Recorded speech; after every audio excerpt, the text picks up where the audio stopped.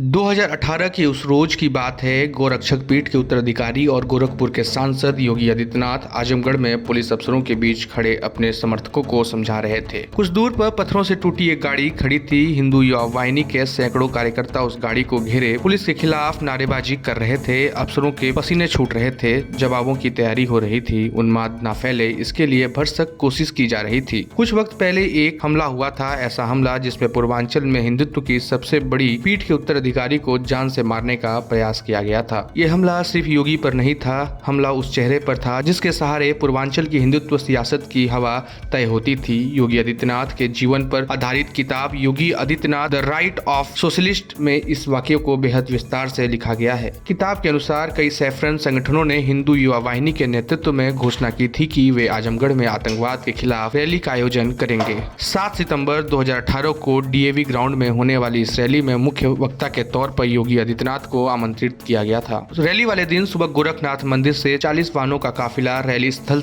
के लिए रवाना हुआ। रफ्तार के बीच गाड़ियां गोरखपुर से दोरीघटा होते हुए आजमगढ़ की तरफ बढ़ी। 40 गाड़ियों के काफिले में योगी आदित्यनाथ की एसयूवी 7वें नंबर पर थी। इस बात के इनपुट थे कि योगी आदित्यनाथ पर आजमगढ़ में कोई अप्रिय घटना हो सकती है, सो हिंदू युवा वाहिनी का स्थानीय संगठन इससे निपटने की सारी तैयारी कर चुका था। जब काफिला आजमगढ़ की ओर पहुंचा तो कई और 4 पहिया वाहन और मोटरसाइकिल इसके साथ चलने लगे। काफिले पर हमले की खुफिया सूचना के बाद पीएसी की एक यूनिट भी काफिले के साथ चल रही थी, लेकिन किसी को यह जानकारी नहीं थी कि क्या होने वाला है। दिन के करीब 1:20 पर काफिले पर पहला पत्थर आकर लगा। अभी कोई समझ पाता, इससे पहले ही हर ओर से पत्थर गाड़ियों के शीशे तोड़ने लगे। पूरे काफिले में हड़कंप मच गया। पत्थरों के बीच एक दिशा से तमाम पेट्रोल बम भी काफिले की उसी गाड़ी पर चलने लगे जिसमें योगी के मौजूद होने की सूचना थी। सब कुछ ऐसा था पूरा किया जा रहा हो। सुरक्षा की चुनौती के बीच काफिला 3 हिस्सों में बट गया। कुछ हमलावर काफिले के पास पहुंचे, उसी एसयूवी को घेर लिया जिसमें योगी के बैठने की खबर थी, लेकिन हमलावरों को योगी नहीं मिले तो वह आग बबूले हो गए। पूरी घटना के बीच सीईओ शैलेंद्र श्रीवास्तव अपनी फोर्स के साथ मौके पर पहुंच गए थे। पुलिस को तत्काल काउंटर एक्शन का आदेश मिला। हमलावरों पर